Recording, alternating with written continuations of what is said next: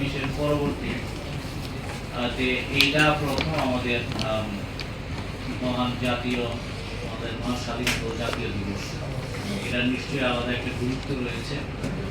আমরা সকলে মিলে বিশেষভাবে গাইবান্ধা জেলার সর্বস্তরের জনগণ এবং গাইবান্ধার সকল বিভাগ দপ্তর সবাই মিলে সকল রাজনৈতিক দল এবং সুধী সমাজ মিলে গাইবান্ধার আপমর জনগণ সবাই মিলে আমরা মহান স্বাধীনতা ও জাতীয় দিবসটিকে আমরা একটা ভাবগাম্ভীর্যভাবে এবং গুরুত্বের সাথে আমরা পালন করতে চাই। আমাদের ভবিষ্যৎ প্রজন্মের কাছে আমরা এই দিবসটিকে যথাযথভাবে তাৎপর্যের সাথে তুলে ধরার জন্য আমরা বিভিন্ন অনুষ্ঠানেরও আয়োজন করার আমাদের সিদ্ধান্ত হয়েছে সেন্ট্রাল নির্দেশন অনুযায়ী।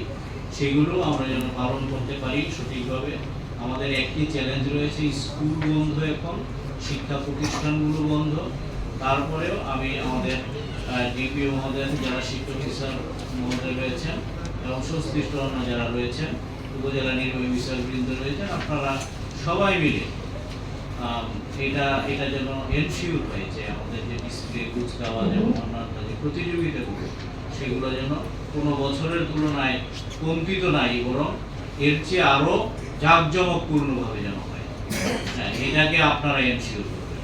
আর জাতীয় পতাকার বিষয়ে বললাম যে এটা বিধি অনুযায়ী পতাকা বিধি অনুযায়ী যেন সবাই উত্তোলন করে এবং প্রত্যেকটা ডিপার্টমেন্ট, প্রত্যেকটা সরকারি, বেসরকারি, আধা সরকারি, স্বায়ত্তশাসিত অফিস এবং গ্রুপ সেন্টারগুলো যেন অবশ্যই সঠিক রঙের, সঠিক মাপের এবং সম্ভব হলে নতুন জাতীয় পতাকা সঠিকভাবে যেন উত্তোলন করে।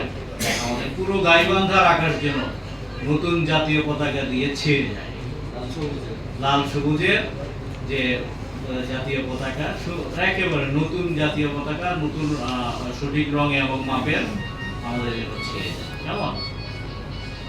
সবাইকে আবারও ধন্যবাদ জানাচ্ছি, পবিত্র ঈদুল ফিতরের শুভেচ্ছা জানাচ্ছি এবং মহান স্বাধীনতা জাতীয় দিবসের প্রতিটি অনুষ্ঠানে আপনাদের সানুগ্রহ উপস্থিতি কামনা করছি। আপনাদের উপস্থিতিতে আমাদের অনুষ্ঠানগুলো আরো সুন্দর হবে এবং সমৃদ্ধ হবে, আমরা অনুপ্রাণিত হব। সবাইকে অসংখ্য ধন্যবাদ জানিয়ে আজকের এই সভা এখানেই সমাপ্ত করছি।